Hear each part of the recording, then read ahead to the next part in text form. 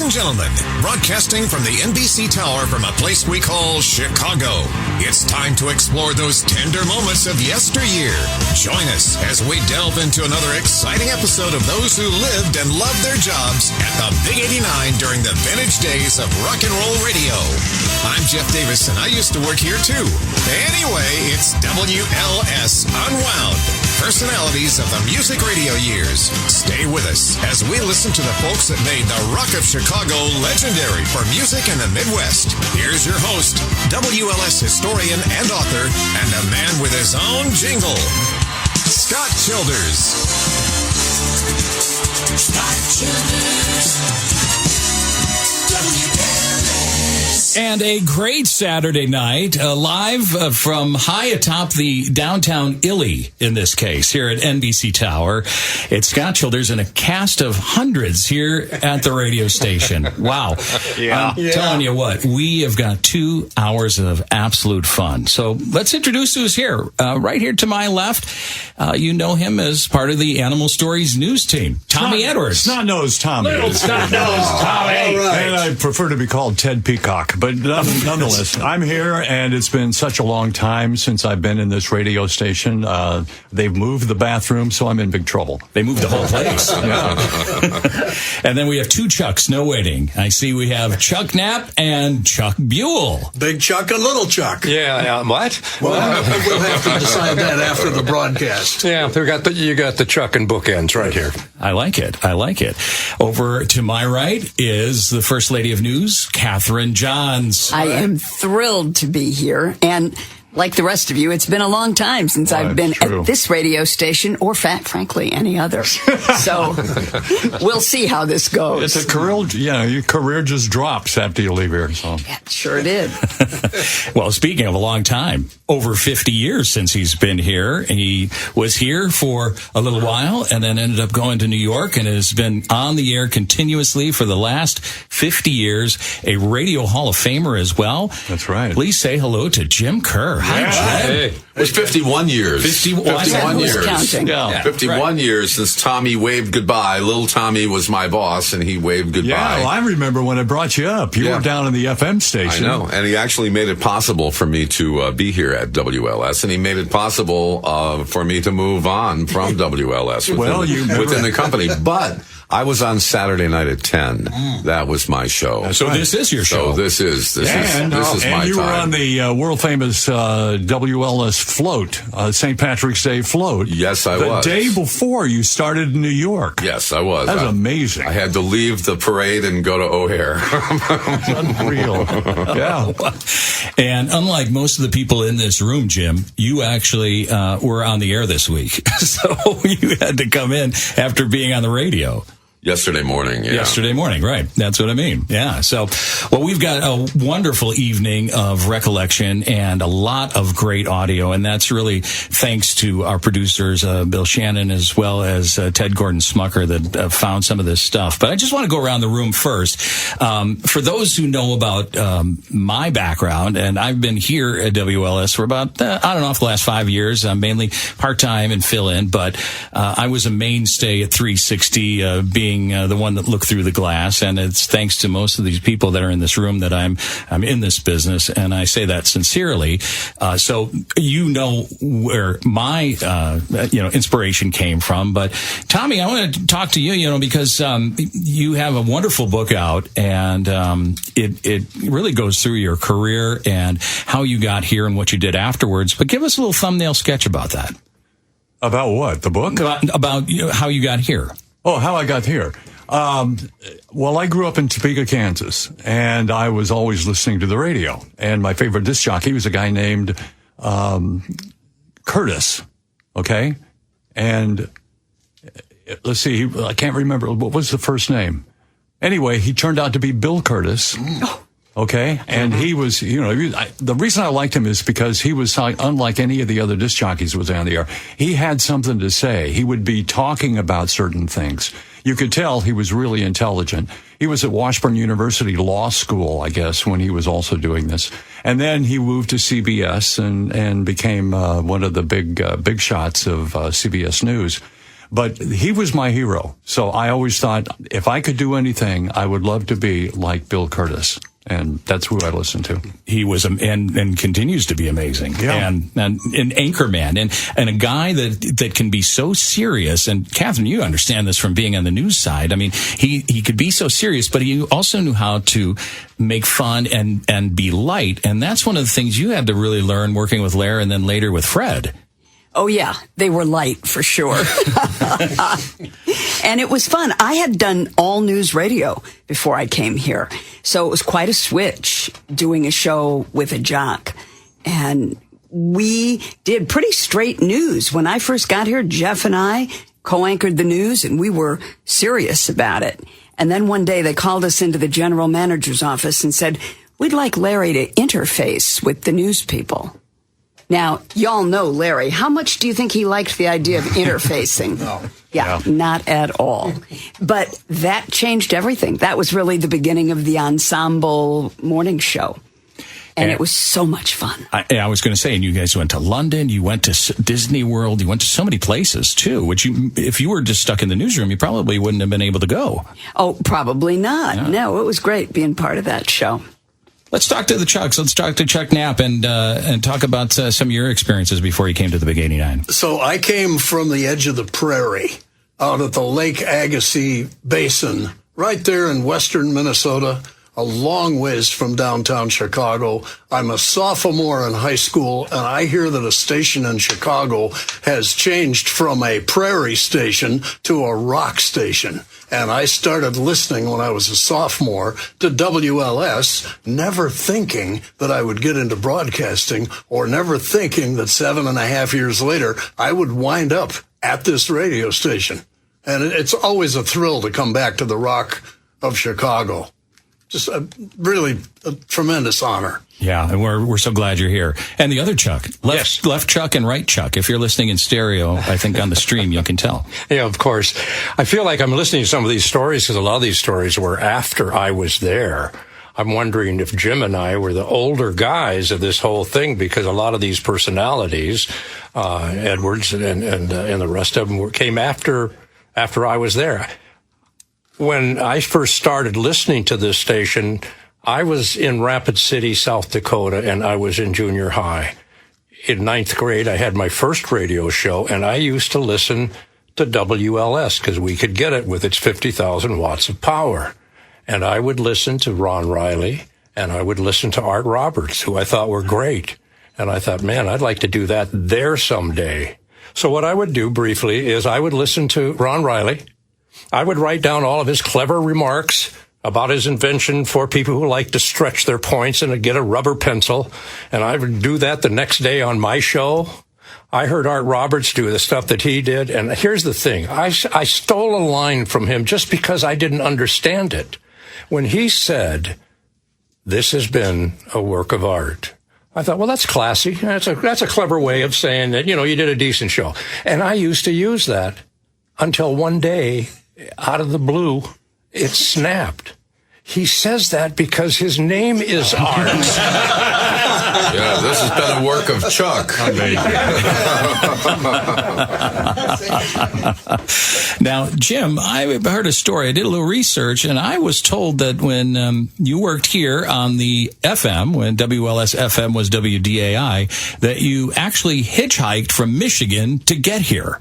Yeah, it was a Sunday night, and it was cold. And I arrived here in Chicago about 4:00 in the morning on the first Monday of January, 1972. And I went to a restaurant called the Little Corporal and sat at like a counter that they had in the center of the restaurant, where I drank lots and lots of coffee until it was time for the radio station offices to open up.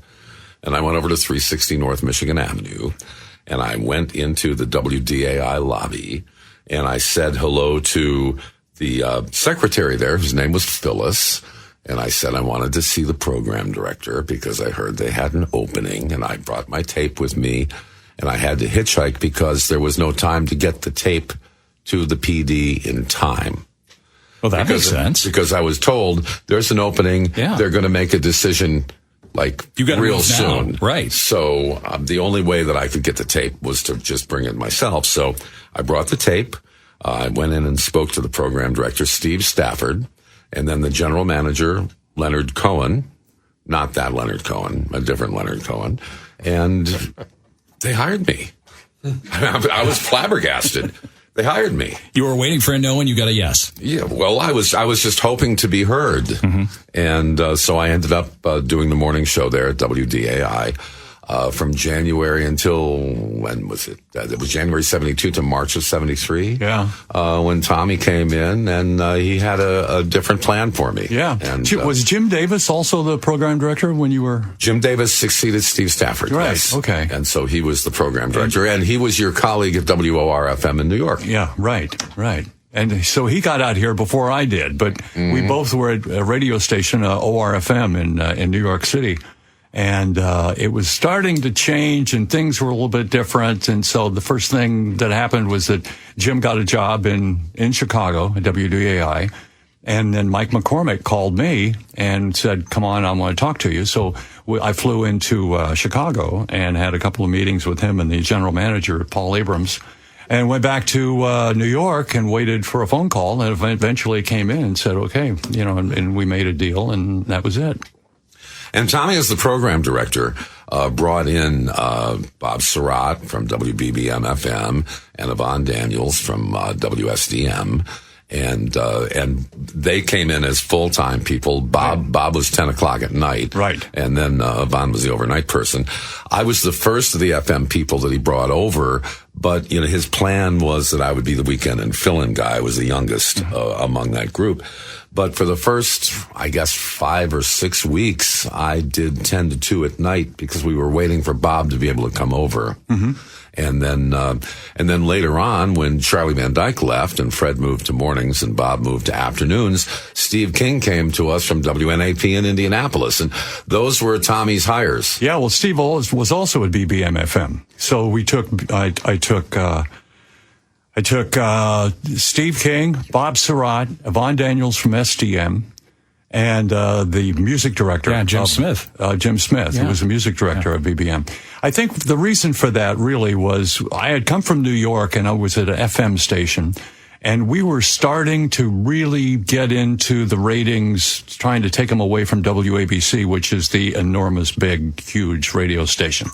And I realized when I got to Chicago, the biggest problem that WLS was going to have was erosion for FM. And so we had to do everything possible to keep people from tuning into FM. And FM had some personalities.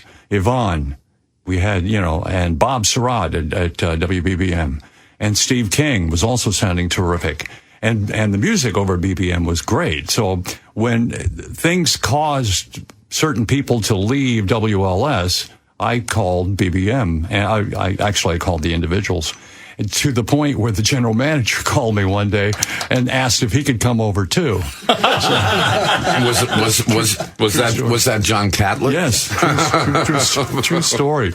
And so that's basically how that the whole team got together. Amazing how that happened. And Larry was over at CFL. At CFL, and we are going to talk about that yet, but we do have to take a break. But before we do, let's talk about let's take a listen to one of the people that we've talked about who was here at the beginning, one of the original Swingin' Seven, and that's Bob Hale. Hi there, I'm Bob Hale from the original WLS crowd way back in it was back there then. Midnight shows. I'm talking midnights now. Midnight, it was a 4-person operation. You had the guy who sat out under the towers, where it's Tri-State Toll Road now, Tinley Park. One man there, one man in the studio control room, one man spinning the records. Okay, that's 3 guys, and then you got the disc jockey, and so there you are with your crew of 5 or 6 people, and most of the audience say, "Gee, I wonder what it's like to be alone and working a radio show at that hour." Well, for those of us in Chicago, we were never alone. The second, third, fourth wave of disc jockeys that came along, when they first come into Chicago and take your place at a station like WLS, and it happens all over the country, the guys who were there at point 1 and now at point 2 or 3 look back and say, oh my gosh, they just don't have it. Well, of course they had it, or they wouldn't have got to Chicago, but they had it in a different way. And every busload of new disc jockeys, whether they come in a busload or one at a time, has a different style, a different way, a different approach. And that's what holds the audience. And that second wave, third wave of disc jockeys that came to WLS, they built a heck of a big, solid audience. Now, we did have a big crowd listening to us, but the next bunch of guys that came along, they really built up an audience, and I applaud them for that. Wow. There you go. Bob Hale. We're going to hear more from him and some of the original disc jockeys that were here at WLS as they debuted back in 1960. We got to take a break. More coming up from WLS Unwound. Now back to WLS Unwound. Personalities of the music radio years. Right here on the Big 89 WLS. Where else? And one of the biggest Beatlemaniacs we had here in the 60s was Ron Ringo Riley. Let's take a listen. Hi, Ron Riley here, and nice to have you with us. A lot of fun. Remember the oldies. And one of the oldies I remember was Clark Webber, and everybody used to say, Riley, say something bad about Webber. Well, got something kind of bad about him.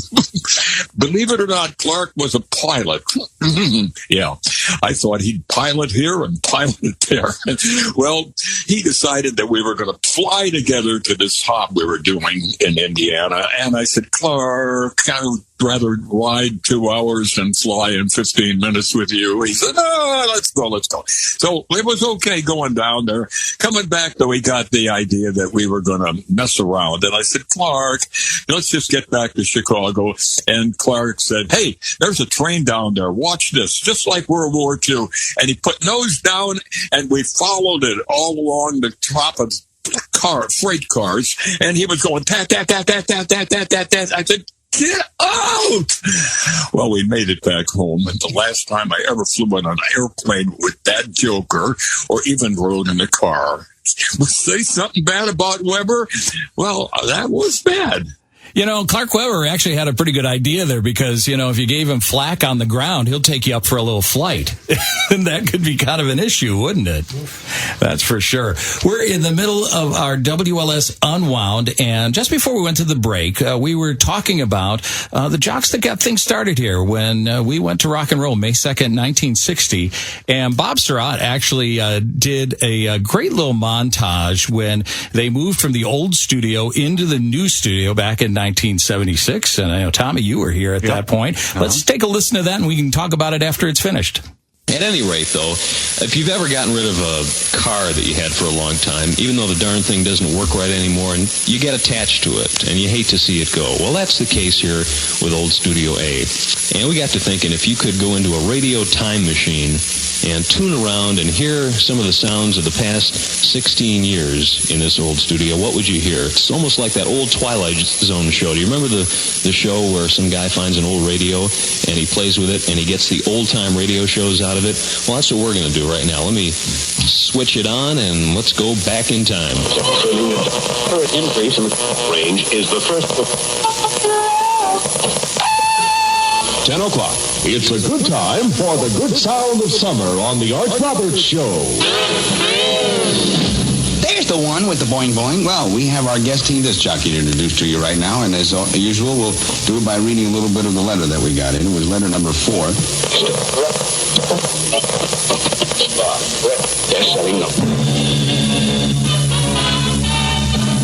WLS has presented with portions pre-recorded Newscope from Chicago.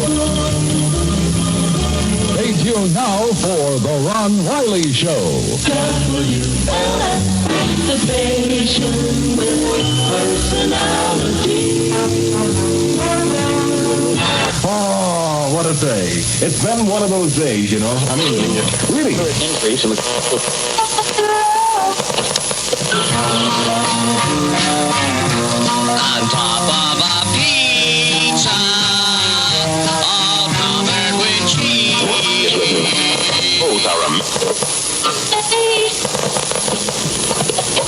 Nearly 4 degrees in Chicago. It's 4 o'clock. It's a good time for the good sound of Chicagoland 65 on the Dex Card Show.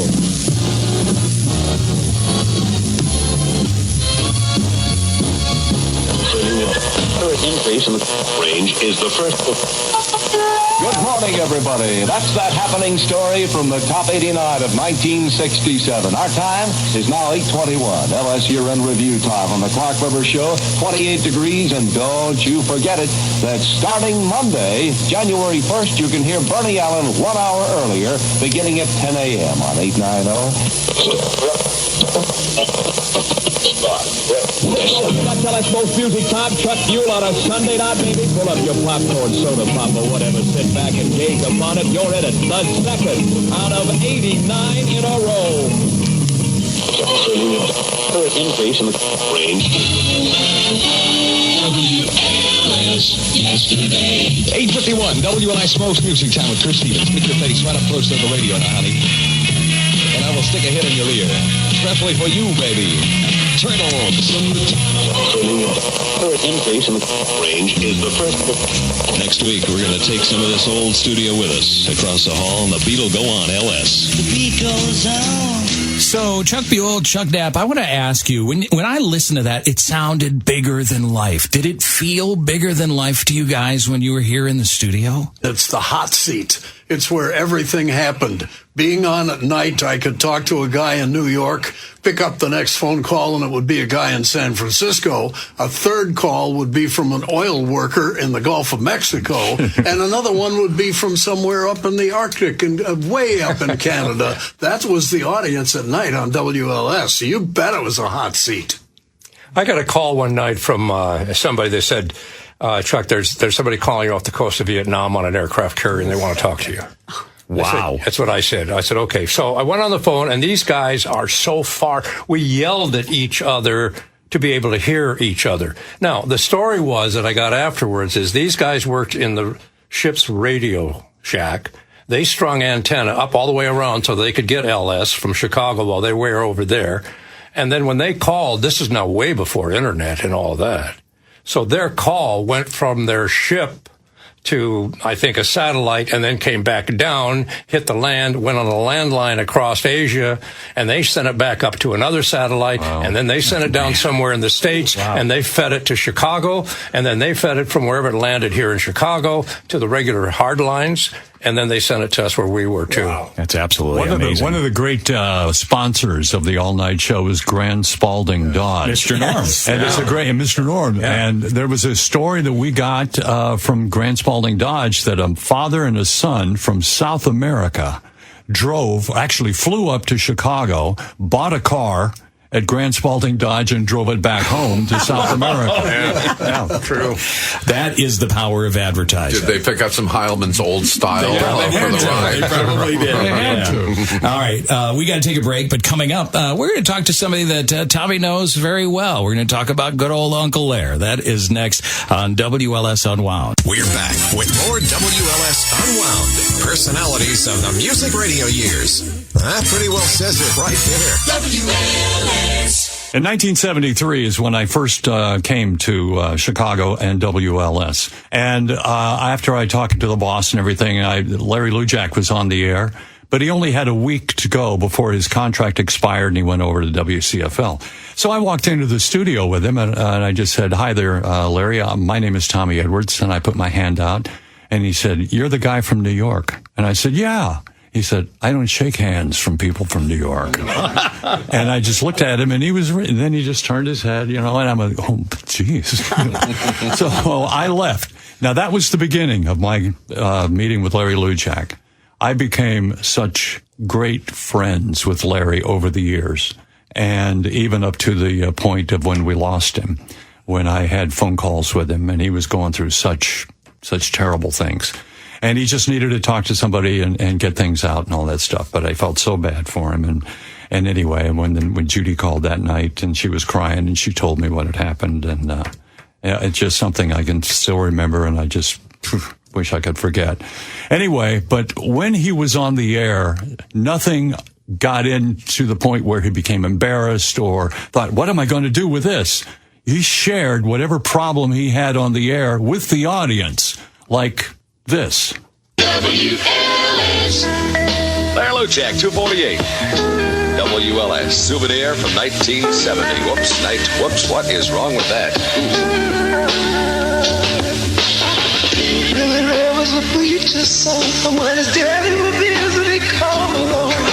Okay, that's Dusty Springfield. Dusty, you have another drink. We'll have slam number 45 in there, John. Time out on the field. A malfunction in our cheap equipment.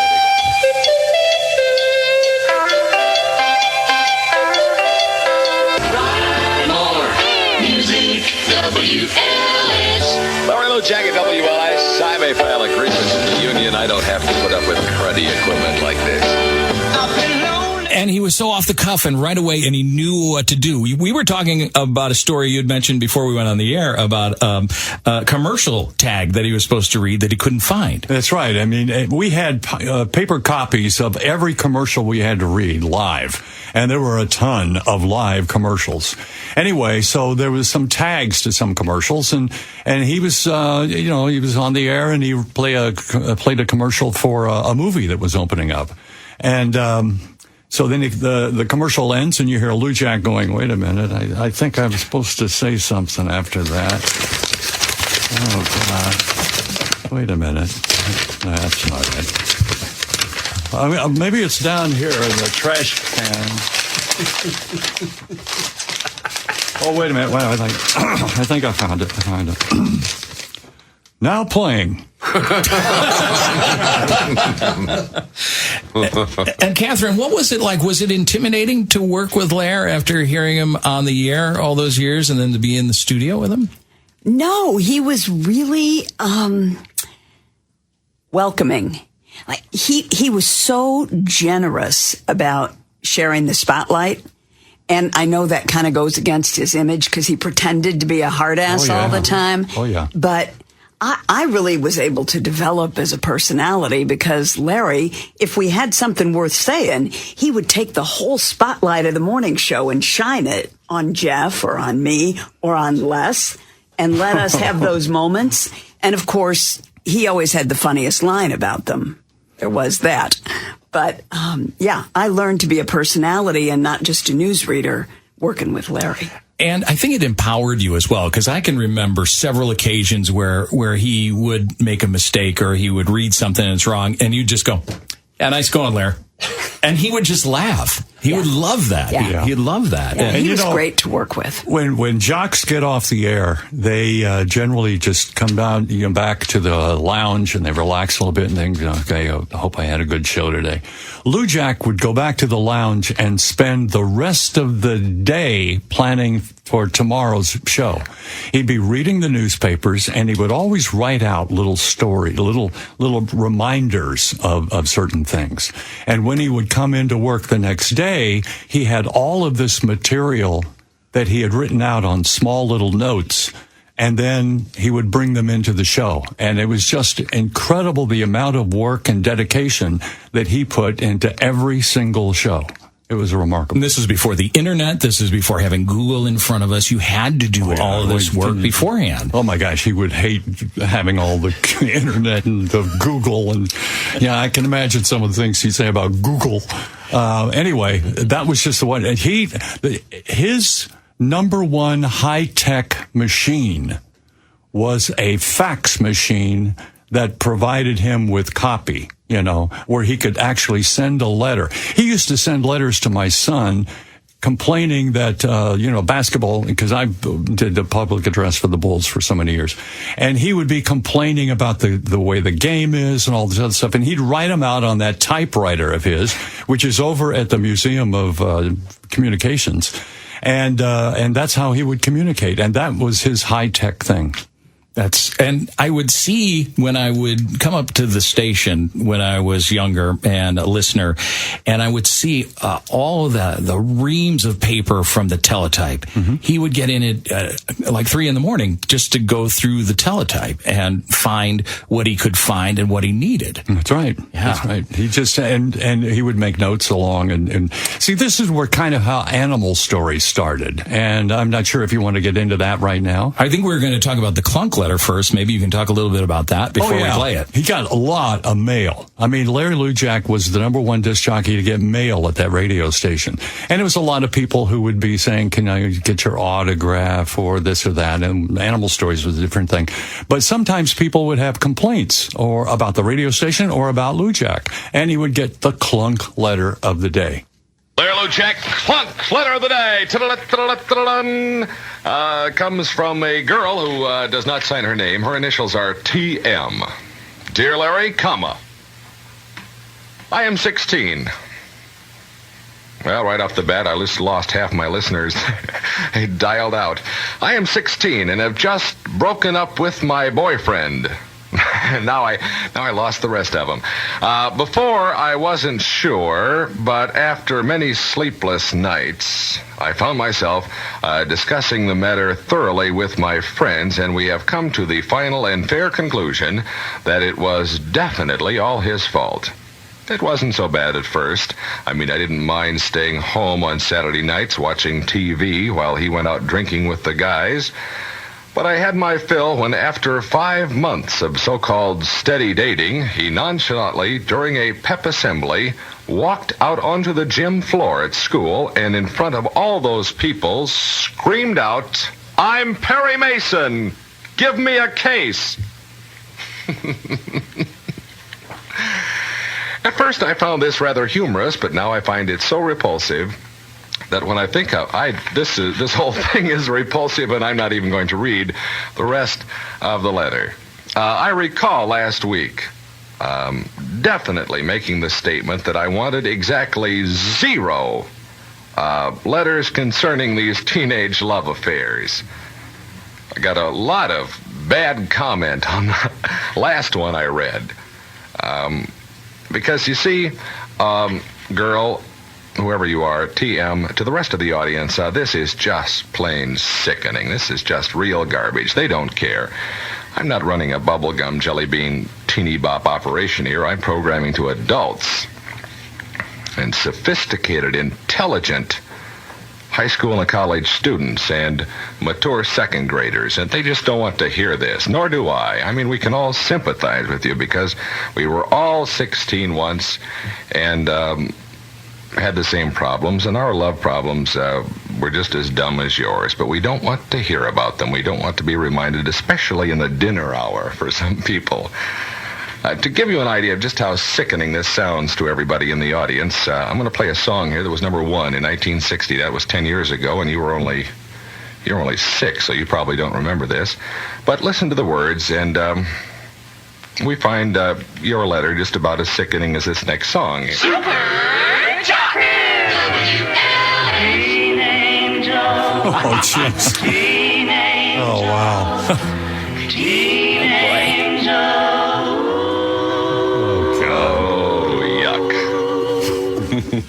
You know, he would get letters from his listeners, obviously, but he would also get letters from celebrities, too.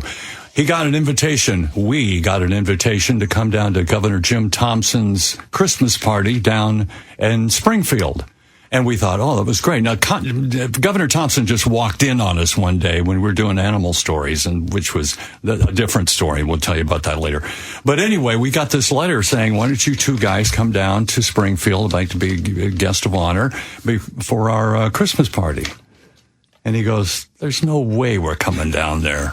He says, look, you know how long it takes to drive down to Springfield, Illinois? You know that you'll probably be eating all the candy and the goodies and drinking all the punch and stuff like that. By the time we get there, there won't be anything. No way. And then he'd rip up the invitation. So that was the clunk letter, and that's how he treated letters. Unbelievable. Absolutely amazing. Well, we will talk more about animal stories and a little more. And we're also going to talk about some of the unsung heroes in the background, too. The engineers and the producers and some of the great original songs that they came up with here. WLS Unwound continues here next on 890 WLS. This is 890 WLS AM Chicago. 94.7 WLS FM HD2 Chicago. A Cumulus media station. Hello, we're still here. Welcome back to WLS Unwound. Personalities of the music radio years. Reliving it as if it were yesterday. Just don't ask me what I did this morning. That I don't remember. WLS. And let's hear from one of our WLS alumni that was not able to join us tonight, and that is Charlie Van Dyke.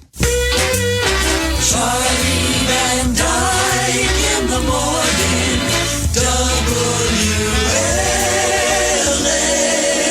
WLS. Charlie Van Dyke here with the WLS memory about the incredible coverage of the 50,000 watt station. It was a cold, dark winter morning, a little after 5. The phone call came from the tower at O'Hare, telling me that a pilot wanted to talk to me. So they set up the two-way conversation.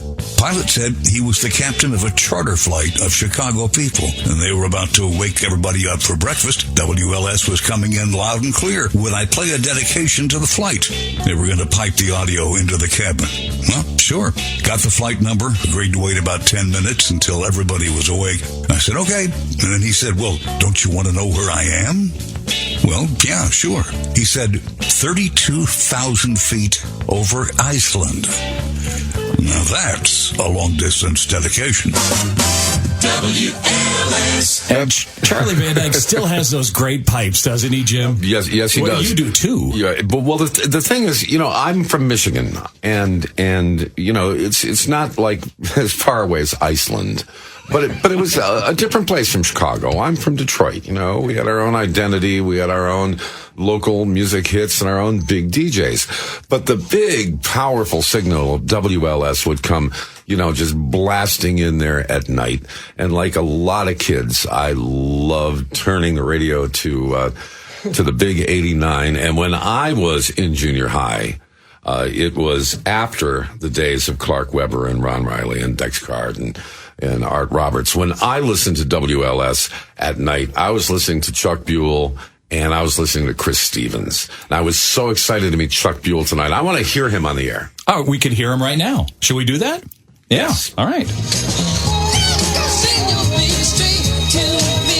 Ladies and gentlemen, you're listening to the Chuck Buell Show on your much more music station. 89 WLS.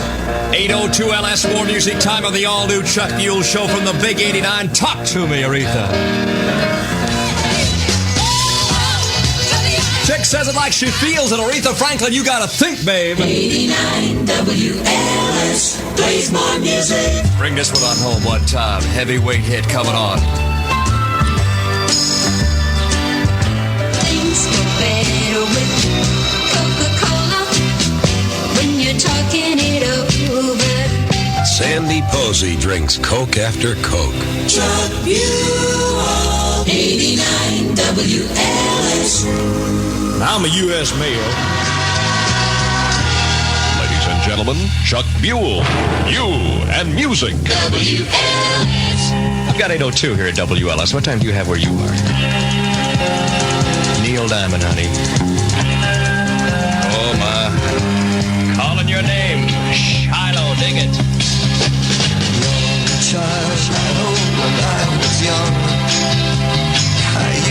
That's such a great song. That's Neil Diamond at Shiloh with Chuck Buell at WLS. Cold night. Wow, I'm going to be so glad. I got a level. I'm going to be so glad when the warmer weather comes. Boy, I'm getting tired of this stuff. Friday night at the Edison Light in South Bend. You know where that is. The Rugbies will be there. Rugbies, they sang groovy stuff. Advanced ticket sales at the Pit Stop. That's on Miracle Lane. And also at Mail M1. It's the Rugbies, Edison Light, South Bend, Friday night. Be there.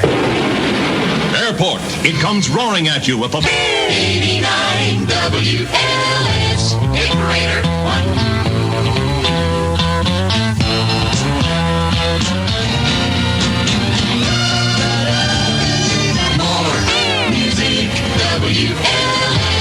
Chuck Buell, Pi This is power, baby. WLS, it's 8:10 at the Big 89. That's the most music time. Saluting the Tomcats Aurora East, part of the Elite Eight. They meet Peoria Spalding Friday night. Get into the quarterfinal games, man. Dig this song.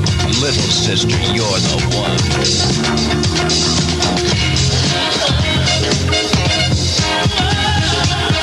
That song gets right down inside of me and does something. Oh, and what it does. Little Sister, You're the One with Chuck Buell at WLS. Aha! Time for another episode with Mud and Jet. Blair, that honey I saw you with the other day, you've got yourself a winner. Yeah, Chuck and Levi's from Litton's Pant Pit, you just can't keep them away from you. 89 WLS.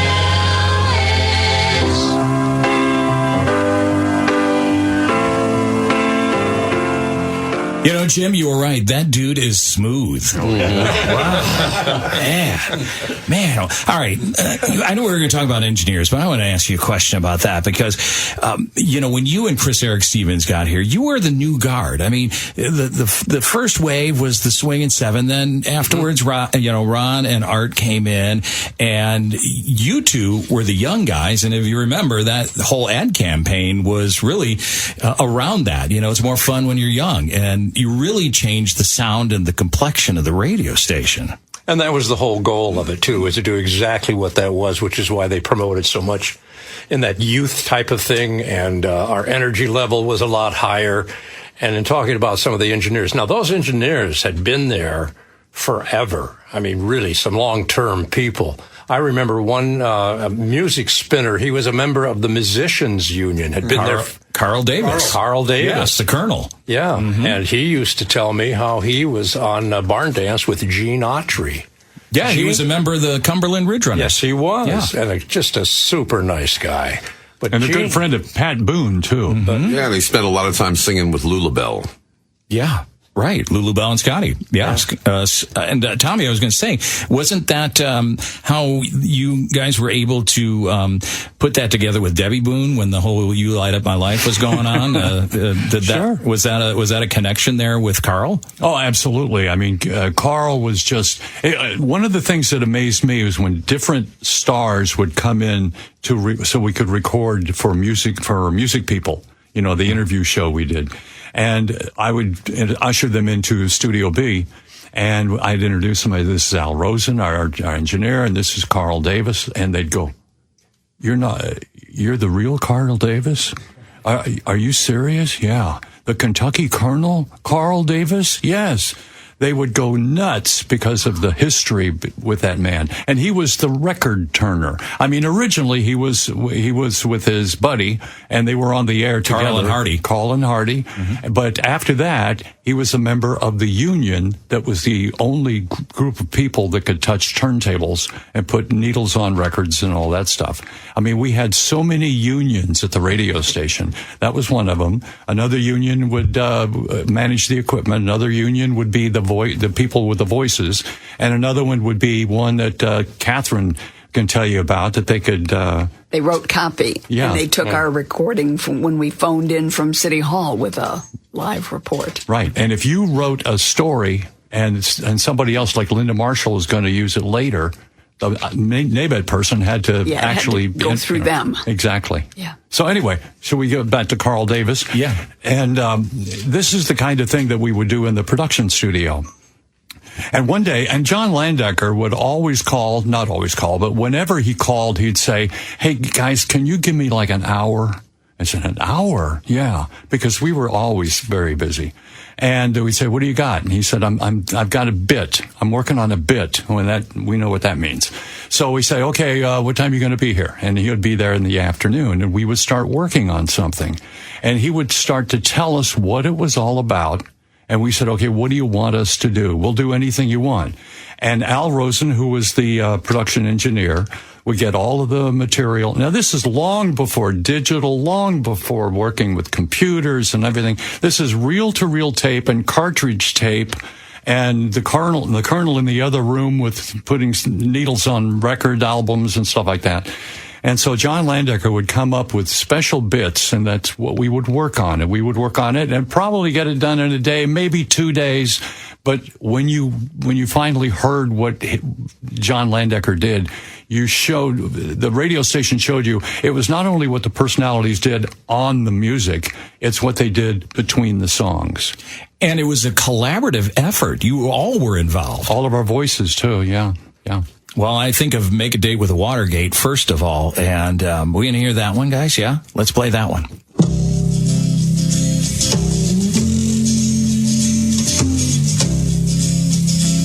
Good evening, my fellow Americans. At our convention, Miami, FLA, a campaign across the USA. Let me make this perfectly clear. Let me stick it in your ear.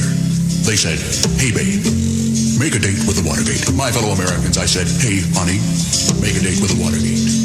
And Martha Mitchell says, do, do, do, do, do, do, do, do, do, do, do.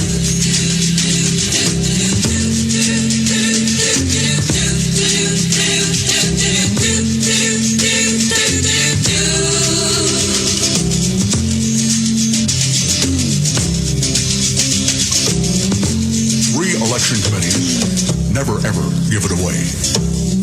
Everybody has to pay and pay. Let me make this perfectly clear. It can't be denied. My fellow Americans, I've got nothing to hide. Say, ain't it great? I said, hey, Sparrow, make a date with the Watergate. I said, hey, Joe, make a date with the Watergate. Yeah. Martha Mitchell, she say, do, do, do, do, do, do, do, do, do, do, do, do, do, do, do, do, do, do.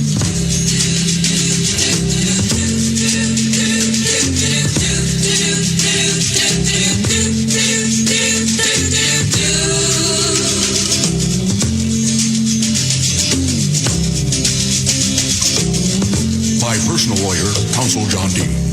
He came from out on the island, my fellow Americans, standing at the telephone. He ain't exactly dialing. A bugger here, a bugger there. Washington's the place where they said, hey, babe, make a date with the Watergate. Let me make this perfectly clear, my fellow Americans. I said, hey, sugar, make a date with the Watergate. I said, hey, Sparrow, hey, all of you people, make a date with the Watergate. And the public say, do, do, do, do.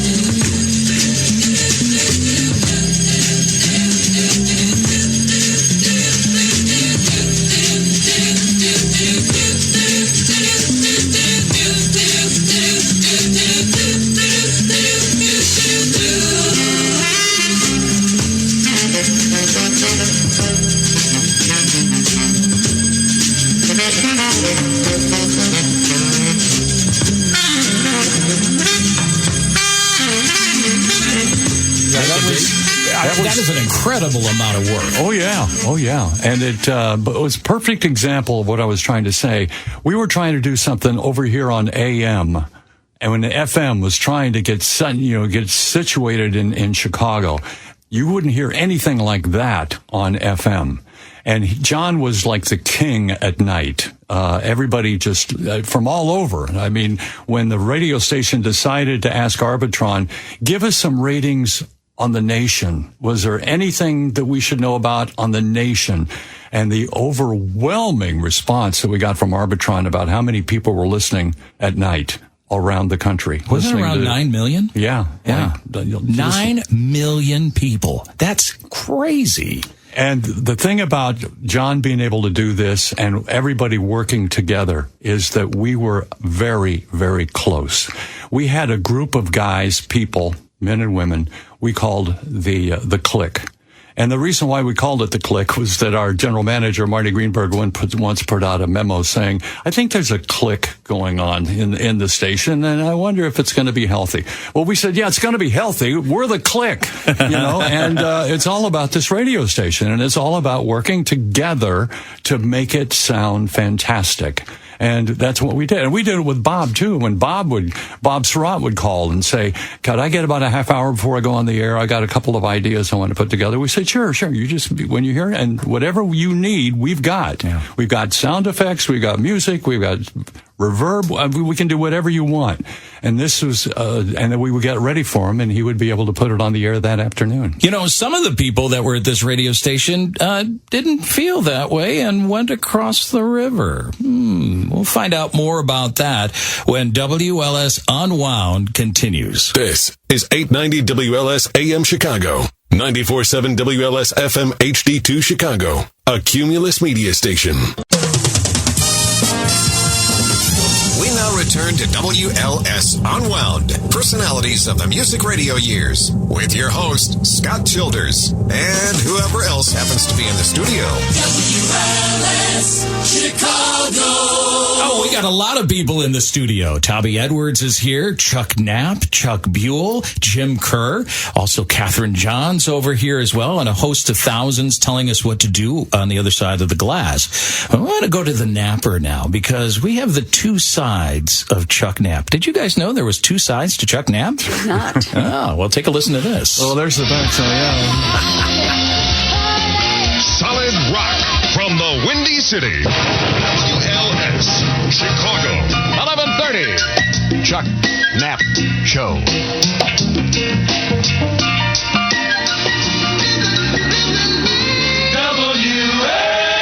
WLS. Sam Neely is the man who has just recorded a song called Lovin' You Just Crossed My Mind.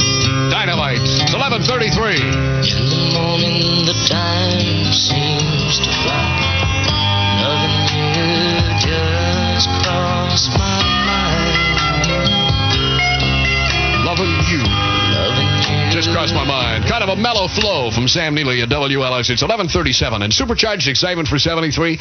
That's what you get at the Midwest's largest Grand Spalding Dodge with over 450 great new Dodges on display now at 3300 West Grand. You can pick the car and the price. We'll rent more this year. You know why? Because at Genghis, we sell service. It's only our formal wear we rent. And Genghis formal wear locations include the Harvey Dixie Square area, also Hillside Shopping Center in Deerfield in the Deerbrook Mall, and 24 other Chicagoland locations. Chicago.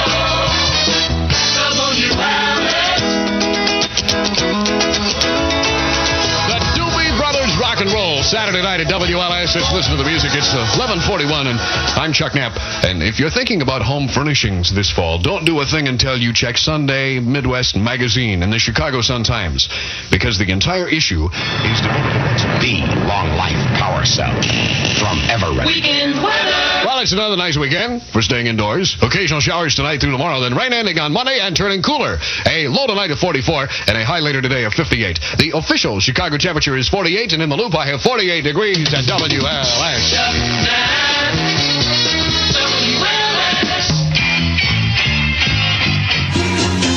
I didn't have any trouble getting up today. 10:01, Chuck Knapp at the voice of labor. Wow, what an incredible day. Larry Lou Jack Super Chuck bumper stickers are yours free at all Tom McCann stores. From Super CFL. Ready for a little mid-morning rock and roll?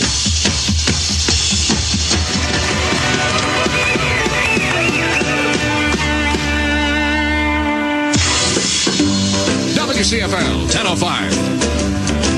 Now it's time for an Elmo Parsley record. You can shake an apple off an apple tree. Shake it because I'm stuck on you. WCFL at 10:07. That's Elvis and Stuck on You. It's what a day. 55 is going to be the high for later today. It's Chuck Knapp. I hope you have a super day, and I hope you get a chance to get outside and enjoy some sunshine. Thursday. So where are you cleaning this morning? There you are on Super CFL and on the Big 89. I was in so much trouble at LS. From the day I got there, I was always in hot water. I thought that Jim Kerr and DAI staff had the better music, the longer music, and when I got a chance, I would leave the 5th floor and sneak down to the 4th floor. I would cop the long version of Lion Eyes, bring it back up and play it on the Big 89, and I'd be blistered for doing that. That's 7 minutes. It was 7 great minutes of music. It was fantastic. Well, so I I was on before Lou Jack when I was on LS doing the all-night show from 1 to 5 a.m. And he was in by 3 or 3:30 and had his feet on the desk with his big stinky cowboy boots on.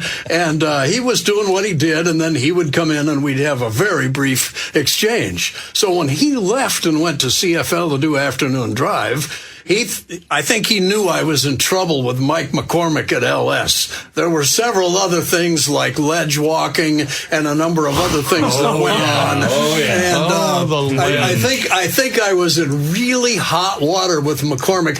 And at one point, McCormick said, "You don't sound like you sounded when I hired you from the air check of Quixie in Dixie in Atlanta." Now, let me ask you that, first of all, Chuck and Tommy, because you replaced Mike McCormick. I just got a bunch of memos courtesy of Sandy Bailey, who is Bill Bailey's wife. Yeah. Yes. And they chronicle when records started there and Bill. They started almost the same time. And between 1971 and 72, she has about 20 to 25 memos. And he just talked down to everyone. Now, I've been a program director, and I know when you have to be stern, but I also know when you have to rally the troops. And to me, it seemed like he would rather just kind of go with the corporal punishment side. My initiation the first night was worse than what John Lundecker talked about with Bob Surratt a couple of weeks ago when they were reminiscing for an hour about WLS. And you can hear the Scotch tape going like this, and they were wrapping it around my arms. And I couldn't.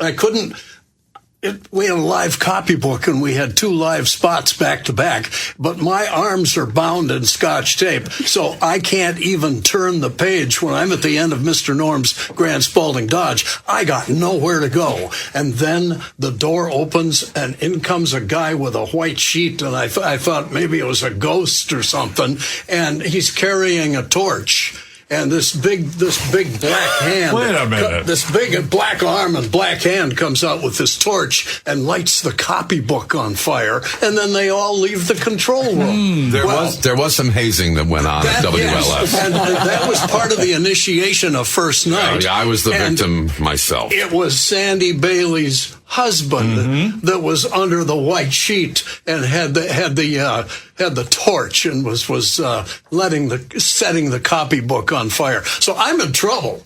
So when Lou Jack goes across the street to CFL, he calls me up and says, "Hey, Dad, how'd you like to work an earlier shift?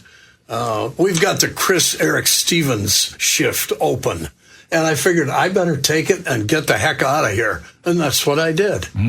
Man, oh man, that's crazy. And so many went back and forth. And Jim, I want to just really quickly ask, I mean, were these shenanigans that happened on the 5th floor where the AM station was, did that also permeate down to the 4th floor, especially since you had Mitch Michaels there? I know that there was... Mitch Michaels is a great guy, and I love Mitch, but WLS was a lot wilder than WDAI. Wow.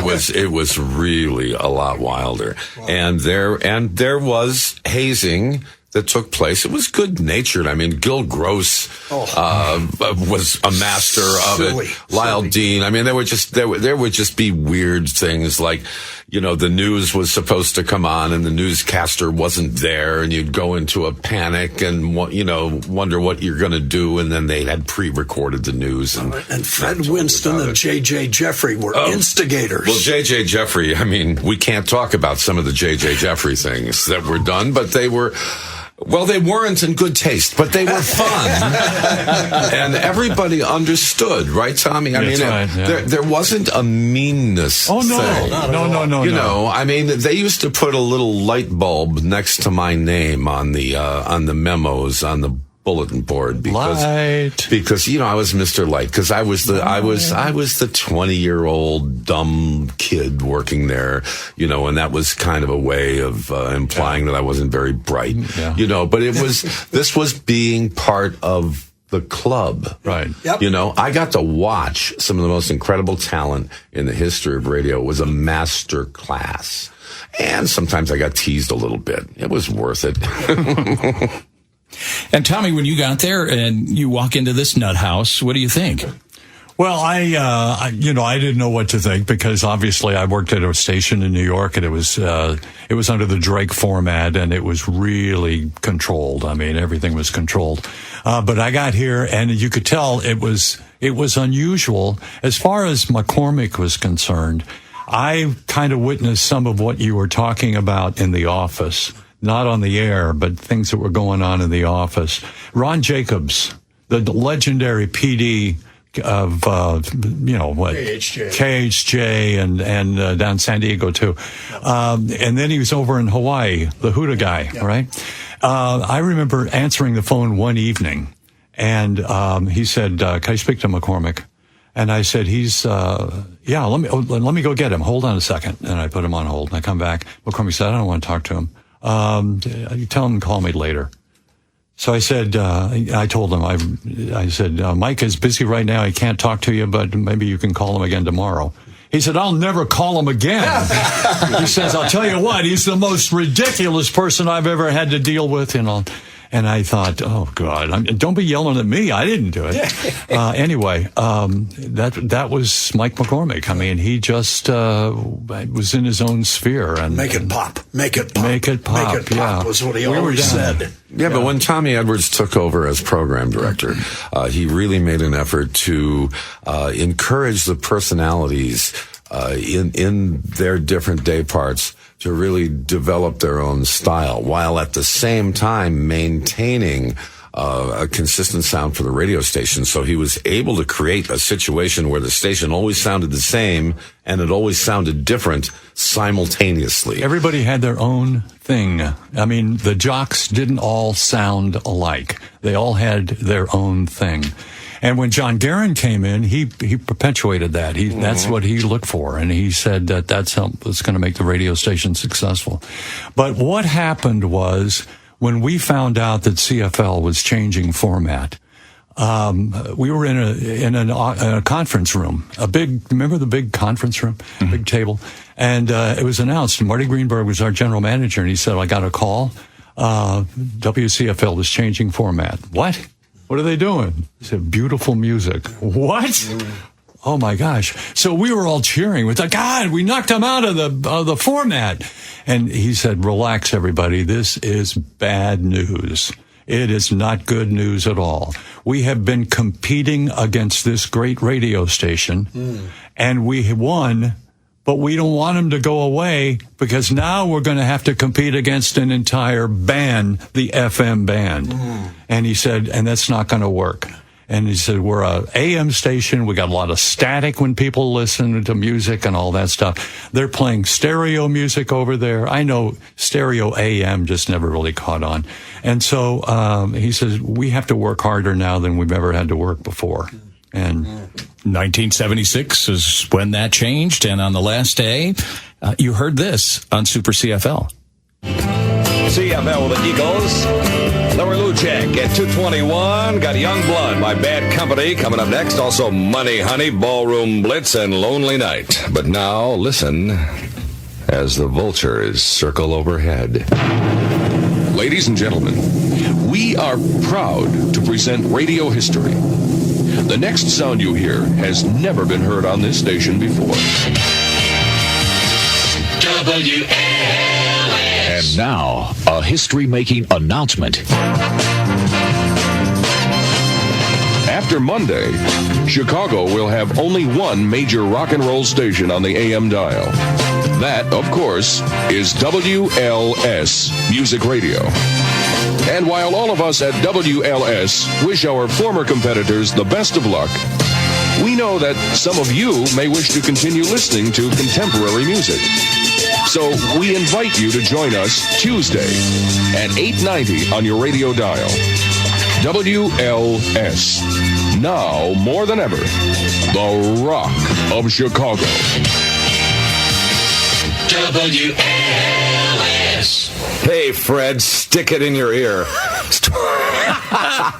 It's 22 minutes past 2 o'clock. Boy, are they going to feel silly when they find out we were just kidding about this whole deal. And of course, as we know, Uncle Lair did not leave CFL. He stayed to play the world's most beautiful music. And we'll talk a little bit more about Lair and animal stories, plus the person we just heard, Fred Winstead. We've got that coming up as WLS Unwound continues. We now return to WLS Unwound, personalities of the music radio years. With your host, Scott Childers, and whoever else happens to be in the studio. Well, we have a lot of people in the studio, including Catherine Johns. And it's been so much fun hearing the stories about the jocks that I worked with and the ones that were before my time. You know, WLS also had some amazing news people, and one of them was Lyle Dean. Hello, fellow Fred fans. Lyle Dean here. I've known Fred since we were both news reporters for Coil in Omaha in the late 1960s. Fred was good, but his personality must have felt stymied in the role of a serious rock and roll newsman. Yes, there really was such a thing. I visited Fred when he became a DJ in Dayton. His on-air persona had blossomed. Well, he was good as a newsman. As a DJ, he became the wild and funny guy millions knew over the years. After Coil, we got to work together again at WLS in the morning drive and again at WFIR. His unpredictable humor was the hallmark of Fred. He dragged me out of being a humorless news anchor, and his antics humanized me. Case in point was our Choose Your News feature, where I would offer him teases about 3 kicker-type stories I had collected in the newsroom. Fred chose one, and I tried to deliver it without comment. But Fred would comment, interrupting. It was a popular bit, but my news director thought it was inappropriate for a serious rock and roll newsman, so he regularly complained to the general manager, and more than once we were summoned to the manager's office after Fred's show. Program director John Guerin recognized Choose Your News as a hit and took our side in those meetings. However, on one occasion, not even John could save Fred from the manager's ire, to which Fred replied the line, "It's my show." The manager quickly responded, "But it's my radio station." Fred answered meekly, "Touché." Then, the next morning, we did it all over again. There are many more Fred moments. Some when he was belching on air. Some when he was simply exercising other bodily sounds. And then when he delivered live commercials, you just never knew where his mind and mouth would take us. Such as when he read a Yankee Doodle commercial and ended with, "They'll yank your doodle dandy." His personality is that irrepressible, and we love him for it. Amazing. Fred, and you went through all of that same stuff with Fred. I did. I was lucky enough to work with Fred after Larry moved to afternoons, and boy, did we have a good time. You know, that's really what made this radio station unique in the late 70s and into the 80s. As you had mentioned, Tommy, is thinking outside the box, you know, and that wasn't even a term then, but doing things that were value added for the listeners that they weren't going to get anywhere else on the dial. Absolutely. When I was program director, and this is when Larry left, I thought I got to get somebody for the morning show. And Fred came in and said, "I want to do the morning show." And I said, "Do you realize what kind of restrictions you've got to be a morning DJ? You can't be up all night. You can't be partying every night and drinking." "No, I'll do it.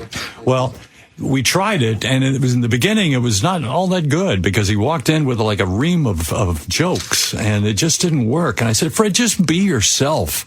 I mean, just open the mic and be yourself."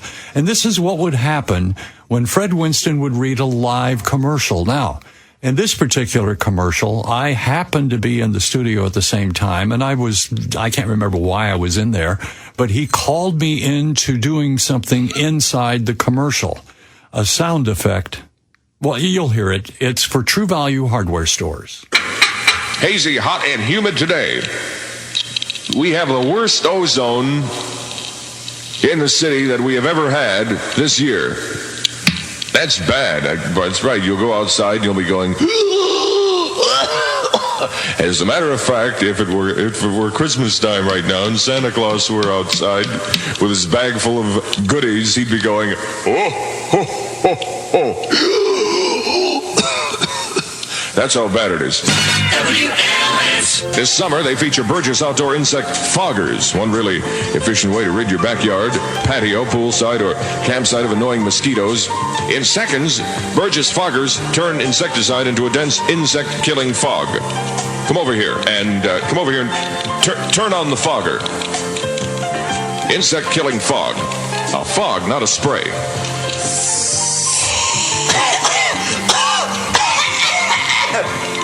I can't. Insects stay away for hours when you just press this button.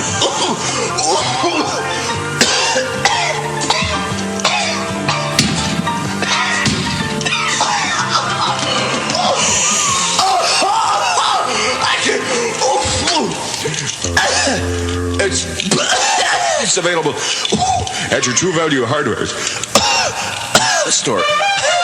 Music Radio, WLS. Gets rid of bugs and disc jockeys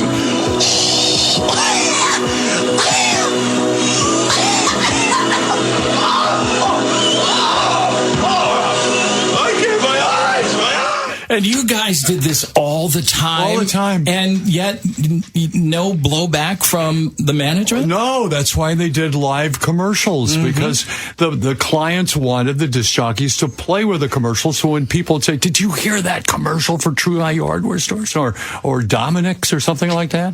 No, they knew what they were doing. The one I always remember from Fred was around Thanksgiving, and it was a Dominic's commercial, of course, and is that when JJ was in the studio with him? Okay. And it was about basting. He wanted to say a 10-pound turkey, but he said a 10-ton turkey. And JJ starts laughing, and then Fred starts laughing. And Fred had balloons for some reason. He had some balloons, and he holds it up because it was on video, and he says, "Can you imagine the giblets on that thing?" That's Fred. That's Fred. And it was. Now, did this happen in other cities? Anybody who wants to answer that? I mean, in other markets, or were we unique here? I mean, was our radio station unique in the way it presented itself? I mean, anything I've ever heard elsewhere was pretty buttoned up. I think that's what the whole format was. Tight, bright, etc. Nothing happening. Yeah. But at that time at WLS, it was all personalities, and it was everybody sounded different. Everybody had their own thing going. And when John Landecker had his thing, when he would do those things between the records, and it was always timely. It was always something that people were talking about. And many times it would find itself into a boogie check, but in other times it would be something really special about something that was going on. Do we want to do a boogie check? Shall we do one? Do you want to tell the people how the name Boogie Check came about? There's a couple of reasons I've heard. Number one is that when J.J. Jeffrey had a mustache, and whenever he would have to go out for a date or something like that, he had to have a 30-second booger check. And we'd look in the mirror and see if the mustache was clean and all that. And the other thing was, do you remember that thing that you'd see all the time? This guy, so let's boogie, and everybody started saying it, like a boogie this, a big boogie this. And so John says, well, boogie check. I'm going to check your boogie. And so that's how it started.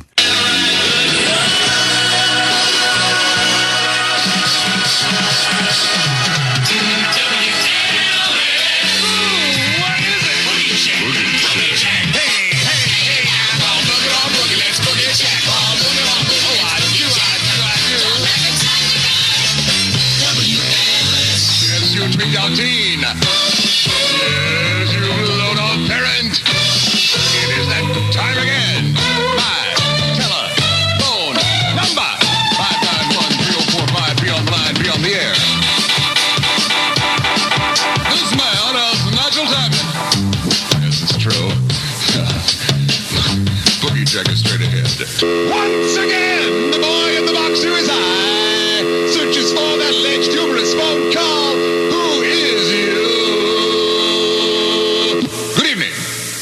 Good evening, Negatory Big Ben, over. WLS Boogie Check.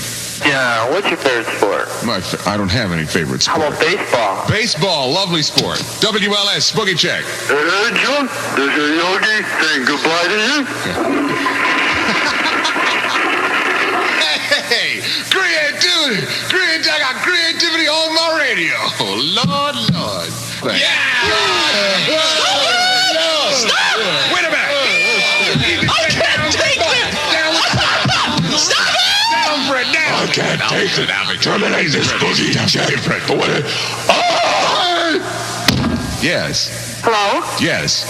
Am I talking on here? Are you talking on here? I don't know. Whose mouth is it? Yes. This is Kathy Frey. Hey, Kathy Frey. Fay or Frey? Frey. Frey? As in frayed? Yes. Oh. As in torn and ripped? As in slightly abused? No. Oh. Frey. I want to ask you two questions. Oh, what are they? First, I want to compliment you. Oh, and what a wonderful disc jockey you are. Identify this sound. And then identify that sound. You know what that sound was? What? That was me patting myself in the back. Go ahead. What do you... And I want to know if I won anything. Yes, you did. I did? Yeah. What did I win? You've won the top 5 albums in Chicago. Thanks. Dynamite. Well, either do I. Jimmy Walker on My mother and dad are right now listening to me on the radio. Is your mom and dad there? Yeah. Why don't you have them come to the phone and you can all sing it and win?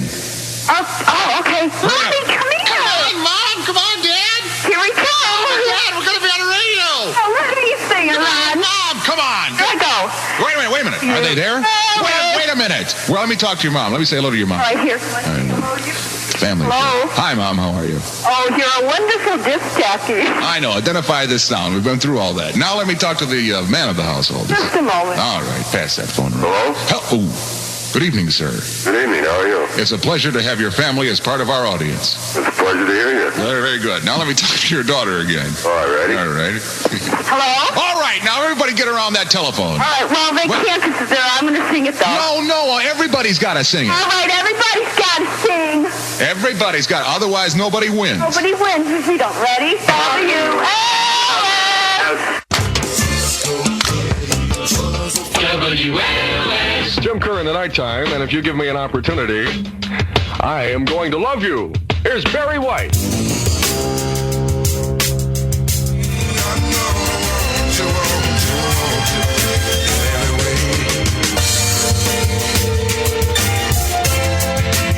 I am going to love you. That's Barry White at 11:26 from WLS, reminding you of the fundraising dinner dance to benefit Provident Hospital May 26th at the Hyatt Regency O'Hare. For information, call 285-5300. A winner, an hour on Winning WLS.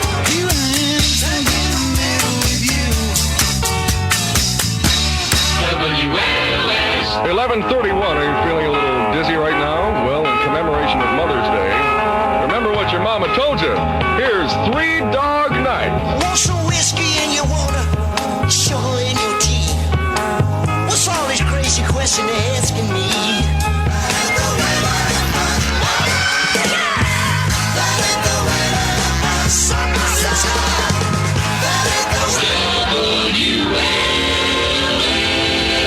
If that ain't the way to have fun, I know somebody who does know the way.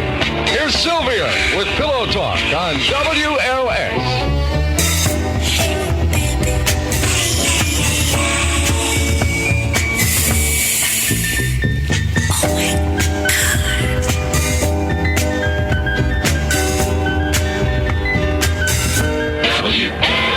Keep listening. In about 20 minutes, we'll tell you if this guess was too high or too low. There's a winner an hour on Winning WLS.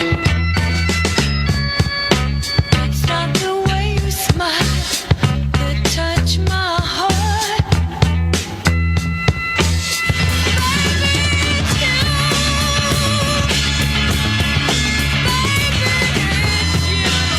WLS.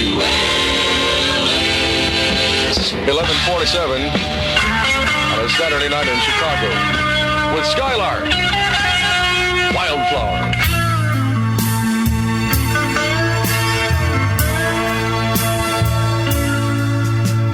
She's a free and gentle flower, glowing wild. She's a flower. 11:50. So you have 10 minutes to get home, and you are are 50 miles away from where you're supposed to be, huh? Well, why don't you just forget about it? It'll be late anyway. And listen to Neil Diamond. Hot August night, here's Cherry Cherry on winning WLS. Baby, love me, yes, you darling, my. Now, Jim, you weren't doing that much screaming on 94.7, were you? No. But he fit in. He fit in perfect on WLS. Now, how did you figure that out? Did you just recognize his talent from listening to him on the FM, or did they bring a tape up? Or no, I listened to him, and I heard his voice, and I heard what he was doing and what he was saying between the songs or over the songs or whatever. And when he came up, one of the things that I asked him to do was to be the voice or be the personality involved with Osmonds thing. The Osmonds were coming to town. And I just couldn't think, Lou Jack on the Osmonds. No, I don't think that's going to work. Fred and the Osmonds. No, because that would be terrible. But how about this new kid, Jim Kerr? And he was perfect with it. He made it sound hip. He made it sound like it belonged to the radio station. And I still have those pictures. You remember we had that dinner with the Osmonds? And on my last night at WLS, John Landecker was on before me, and he introduced me by telling the audience that it was going to be my last show, and he realized that all the Osmond freaks were going to sigh and die because I was leaving the station. So it stuck with me the whole time, my whole tenure at WLS. But that was so much fun. I mean, I was 20 years old. Yeah. And the WLS was the greatest radio station in America. And just to be there in that studio, and it wasn't work, it was just fun. Because you feel the energy. Yeah, well, I mentioned before, like I listened to Chuck Buell and Chris Stevens when I was, like in junior high school. And then I got to sit in that chair. Mm-hmm. I still can't believe it. It's all these years later, I still can't believe it. But I didn't ask for it. Tommy came down, and I will forever be grateful. Yeah. Whatever it was he thought he saw. Thank you. Thank you. He's a good man. You're welcome. He's a good man. And he also worked with a pretty good man as well, and that is Larry Lujack. And I know everyone's waiting for animal stories. We're going to get to that next as we continue on with WLS Unwound. The Big 89, WLS Chicago. We return now to WLS Unwound, personalities of the music radio years. If you remember this stuff, you should be retired by now. WLS. When I came into WLS for a job interview, they put me in a studio with Jeff Hendricks, and we did an audition together. I mean, I'd never met Jeff, and there I was sitting next to him in the studio to see if our voices matched. And they did. Pretty well, actually. And Jeff and I were a good pair. Larry and Jeff were a good pair. Better in a way. Oh, all of you were perfect together. We were perfect together in the studio, but there was one place I didn't get to play. What's that? The golf course. Oh. Hi, this is Jeff Hendricks, WLS News, and here's my memory of one particular incident with Larry. Well, we were playing in a foursome. He was the self-appointed WLS Golf Tour Commissioner. We always played from the tips at its maximum length, which was ridiculous because none of us could hit the ball far enough to justify being at the tips, but we did because that's what he wanted to do. And so we were riding in the same cart on this particular time, and I had hit my ball into a hazard, and I was searching for it, and I used my club to push the weeds away. And Larry called a foul on me. He said that was grounding your club in a hazard, which it was, but it was ridiculous, but he called that, and that was a 2-stroke penalty. But let me also point out that he was fair because on one occasion he had beaten me in a head-to-head competition, and I got home and the phone rang, and it was Larry. And he said that he discovered that he was carrying 15 clubs in his bag, which was one over the max. And so he had to assess himself a penalty, which he did. And so I won that match. He played fair. That sounds very familiar. That's, and I can remember who was it he would call quite often on the phone, and it was somebody in the sales department, wasn't it, that often would play as well. Wasn't it G. Michael Donovan? Didn't he play with him, golf with him? Yeah, and the managers too, the general manager. Yeah. And when executives came in from New York, they would want to play golf with Larry Lujak, As you said, I mentioned this earlier about how important it was to read live commercials on the air. And so whatever happened on the air, the listeners heard. I mean, they shared everything that was going on. But I don't know if they would really expect to hear something like this. Your WLS card number, and you know the secret animal stories clue, which is Susan Platt's cat. You'll win an extra $500. That's all the time we have for Animal Stories today, boys and girls. Tune in again at this same time tomorrow for more highly acclaimed, world-renowned animal stories with your charming and delightful old Uncle Larry. Hey, sidekick, little Tommy. Until then, this is both of us him and me saying... So long. Goodbye. You fell off your chair. I know. I noticed. God. I could have broke my back. You all right? Yeah. Is this over?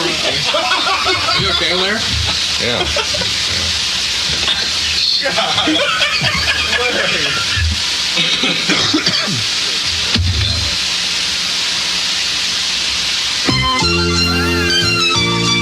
We wish you a Merry Christmas, WLS. And that was the kind of thing that would happen, but I guess that would happen all the time in animal stories, because there would be something that he popped on me that I was totally unaware of and wasn't, it was all spontaneous. And I think you're going to hear some of that coming up. Time once again for America's most favorite radio program, the Animal Stories. News team anchor guys are here. Actually, they're not. It's a rerun from the best of Animal Story. This is kind of an animal story.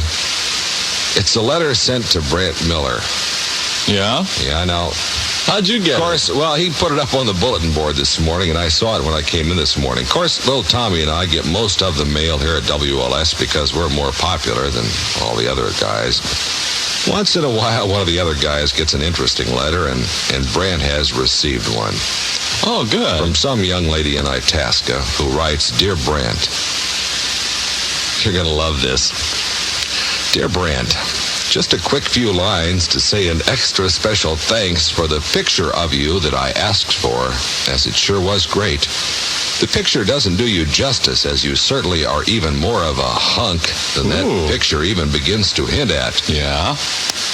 I know macho is a rather overused term these days, but I can't help but associate that image with you, as you are a real animal.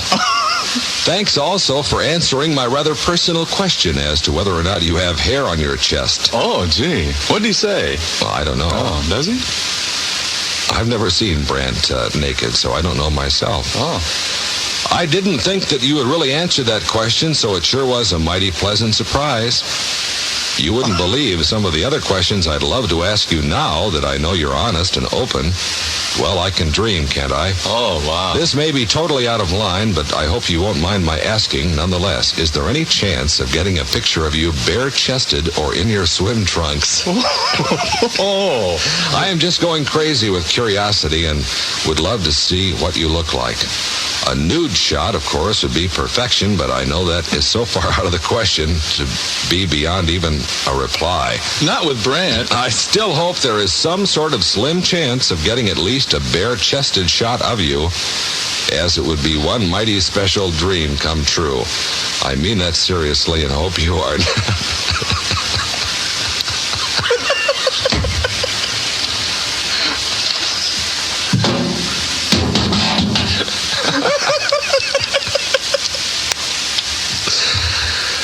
Hope you were not offended by such a request. Brant has written up here at the top of the letter, he says, $5 says she comes. $5 says she Brant has written up here at the top, $5 says she comes and goes through a sliding glass patio door.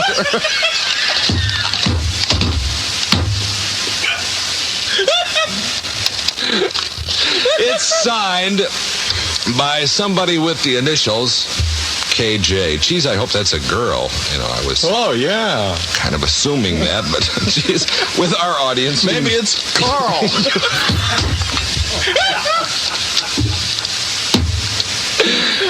You never know with the type of people that listen to this radio station. Well, that's all the time that we have for animal stories. This morning, boys and girls, tune in again at this same time tomorrow for more highly acclaimed world-renowned animal stories with your charming and delightful old Uncle Larry. Hey, sidekick little time. Until then, this is both of us and me saying... So long. And you know, there was one other thing in the studio, and each one of these things that was a star, and that was the trash can. Yes, it was. The trash can was heard all the time. And do you know, I know who owns that trash can? Really? Come on. He was an engineer at another radio station when they tore down or whatever. He said, I want that trash can. And they went, oh, because it's dented, you know, big dents because of all the kicking it and everything. He owns it. It's yeah, because the trash cans here are plastic. These are not going to make any noise. No, right? No. But it was amazing because when I met him and we were talking and all this stuff and we became friends, and I said, you know, I do have the trash can. And as a matter of fact, when I came back to Chicago and started that week AM station, okay, Larry and I did the morning show, 1690 AM. WRLL. RLL, yeah, right. Yeah. That fella that I'm talking about said, I've got the trash can. I'll put it in the studio. And because Larry was down in Santa Fe. Yeah. And so we made it sound like he was right there in the studio. So you had to kick the trash can? I had to kick the trash can, yeah. But, yeah. These are the stories you would never hear anywhere else. Of course, when you were on WRLL, nobody could hear it anyway. So that's a part of the problem. So, however, when he worked here at the Big 89, you could hear him, and here's what he sounded like. 103 in the Windy City with Tommy Edwards, and how's everything going tonight? Chuck Knapp is still on his honeymoon. Makes me wonder what he's doing all this time. Purple Haze, Jimi Hendrix.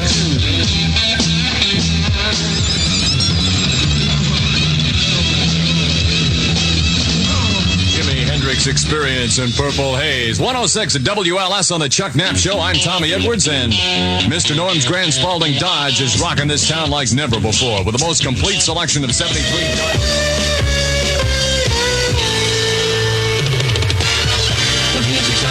on WLS. 10:03, good morning, I'm Tommy Edwards. Reminding you, all veterans, if you have a drug problem, let the Enterprise House at the Hines Veterans Hospital help you get it back together. 261-6700 is the number you call for details. Here's Al Wilson. Show and tell at WLS.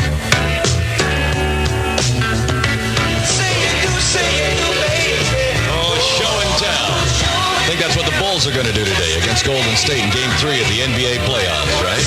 Al Wilson, if somebody asks what radio station you listen to, you say WLS, and you go in a stereo component sound system. I'm Tommy Edwards, and here's Peter Sellers for TWA. This is 890 WLS. Hello, we're still here. Welcome back to WLS Unwound. Personalities of the music radio years, reliving it as if it were yesterday. Just don't ask me what I did this morning. That I don't remember. WLS. Hi, I'm Linda Marshall, news anchor and reporter for the Big 89 from 1973 to 1981. Only the second woman ever to be hired for that position.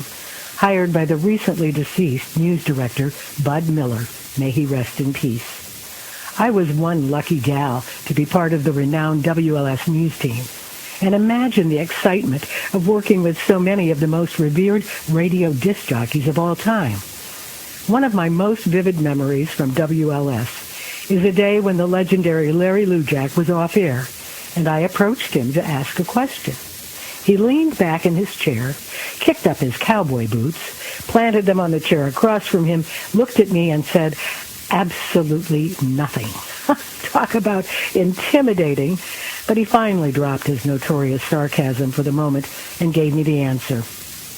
Later, when I left WLS and gave birth to my daughter, Lujak was the one who picked up the phone to call and congratulate me. So much for the tough guy image. Here's to you, Uncle Lair, super jock and super guy. And Linda Marshall, super woman. She spent many years over at Channel 26 at the Stock Market Observer. Yeah, I used to see her on there. And wasn't she Linda Shoelace in Press My Conference? I think that was Press My Conference, right? I think it was, yeah. Well, did you guys have a good time? I can't believe we're out of time already. I know, it's been so much fun. We ought to say hello to a fella that also passed away that we missed, and it's Les Grobstein. Yes. He was a major, major personality at that radio station. And there's a book coming out all about Les Grobstein, so be on the lookout for it. You will love it. Absolutely. And I just want to thank the two Chucks over here, Chuck Buell, Chuck Knapp as well. It's so good to see both of you guys. And we had such a great time today at the reunion. And Jim Kerr, 50 years and a Radio Hall of Famer and absolutely amazing. Got to eat a hot dog today from Chicago, a Chicago hot dog. Yes. And some pizza, worth too. the trip. Yeah. And Catherine Johns, always great to see you. You as too. Well. Thanks for having me. Maybe we'll do this again. I would love that. Wouldn't that be fun? Oh, that'd be a kick. Yeah. All right. Well, I hope you all have a wonderful weekend. And thank you for joining us here on our Big 89 WLS Unwound from 890 WLS. WLS and Mort Crowley bring you music today. Hey, wake up, get up, Jim Dunbar on WLS. Gene Taylor and music on wonderful WLS. The music swings on 890 Chicago. Sam Holman is coming your way. WLS.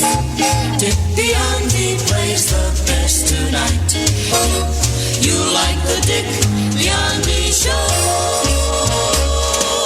Ron Riley, 89 WLS. Clark Weber, 89 WLS. Bernie Allen, 89 WLS. Chuck Buell, 89 WLS. Jerry King, 89 WLS. Bill Bailey, 89 WLS. Tom Lee, 89 WLS.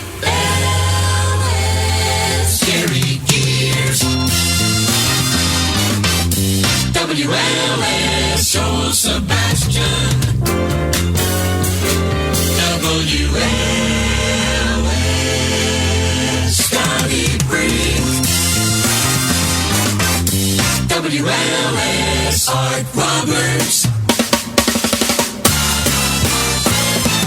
plays more music. Chuck Williams, WLS. Chris Eric Stevens, WLS. Chuck Matt, WLS. Dick Saint, WLS. Bill Bailey, WLS. Charlie Van Dyke in the morning on Wendy's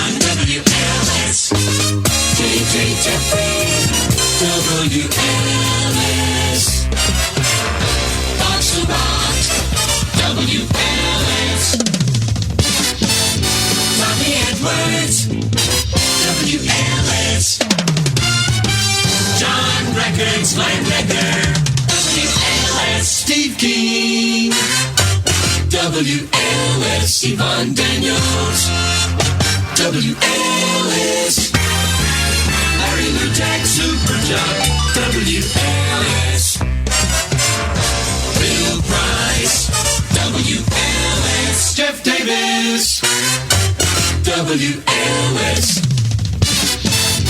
Alan Burns, WLS Art Wallace, WLS Tom Kent, WLS Tom Gray, WLS Chris Sheeple, WLS Brett Miller, WLS Steve and Gary, WLS Julie Ryder, WLS Chuck Britton, WLS Rich McMillan, WLS.